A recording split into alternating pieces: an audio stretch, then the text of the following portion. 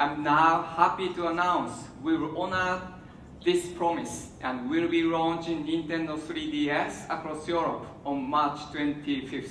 So now we have the date, all set for fans of the handheld Nintendo gaming consoles, and one that takes the machine into a new dimension, the third one.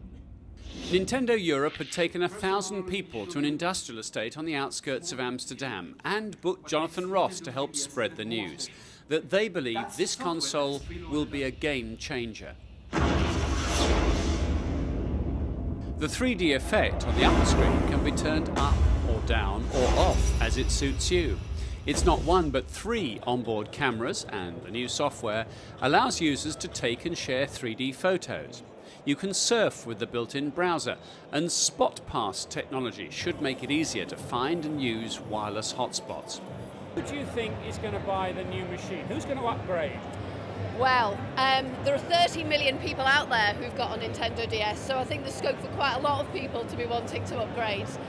But I think anyone that's looking for the next big thing in technology, the next big entertainment experience, then they need look no further than the 3DS. So, it's almost difficult to pinpoint exactly who's going to rush out to buy it. There'll be kind of 20-something guys, gamers, anyone who's interested in tech. But then, as I say, there's just an army of Nintendo fans out there that we think are just going to die for this product. How crucial was it for you to get 3D without glasses working? I think for us that's actually the central aspect which makes this product so phenomenal. We'd kind of looked at the area of 3D, but in some respects the glasses were the intrinsic barrier. So we think that with the 3DS, because it gets rid of the glasses, it's got that portability, that we think that actually 2010 was the year that momentum was building for 3D, and actually from our point of view, 2011 is where 3DS is the catalyst to make 3D mainstream. It's much more than a games console, isn't it? I was fascinated by the augmented reality possibilities. Sure. The contact, the sort of email, the messaging. It can't just be a games console these days. It needs to be more than that, doesn't it? I mean, I think it's certainly true that it's a real entertainment device. We're delighted to be working with Sky in the UK, who are going to be providing content for the 3DS as well, which we're going to be developing with them over the next few weeks. So I think it's certainly a brave new world from a Nintendo point of view, that absolutely the games are still going to be incredibly important. But with Street Pass and Spot Pass, all of the content opportunities about connecting with people on the move will be unlike anything we've ever done before, which is really exciting. You've got a real challenge on your hands. Phones are getting more sophisticated, aren't they? And apps on phones are a lot cheaper, and some would say as entertaining as games consoles. Now, what's your riposte? I think if you're looking for a really immersive experience, then you have to go to a DS or a 3DS console. There will, of course, be some people that will just want a quick fix and might want to kind of play on their phone. But, the DS is huge. Millions of people love playing their games on their DS. They can have a long experience of gaming or a short experience. So, I think we can exist and coexist quite happily with those guys. So, kind of not an issue from our perspective.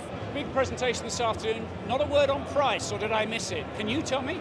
Well, the pricing is now just starting to come through from UK retail. So we as Nintendo don't set the prices. So we've recently shared the list prices. So the feeling that we're getting on the grapevine is that it will probably fall somewhere between £219 and £229 in the UK. But that's pricing that's led by retail, not by Nintendo. Okay, so it's not a purchase you do every Saturday afternoon, is it? It's horses for courses, isn't it? We feel that it's incredibly good value for such an incredible new product. So, I'm sure that at launch there will still be many, many people clamouring to get their hands on a 3DS. Expect to see a lot more of this sort of promo between now and March. And we'll see if we can get more information and more detail about the collaboration with Sky's 3D project. Well, as you'd expect, the buzz in this room is absolutely enormous. But there's a couple of pros and cons about the 3D console. 3D without glasses certainly is an absolute winner. It's a great effect, and if it can be made to work on other devices, I'm sure it will catch on.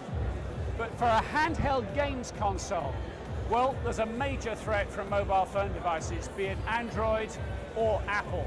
And with a price point of £200 plus, will you really rush out and buy one come March? We'll have to wait and see. Martin Stanford for Tech Talk in Amsterdam.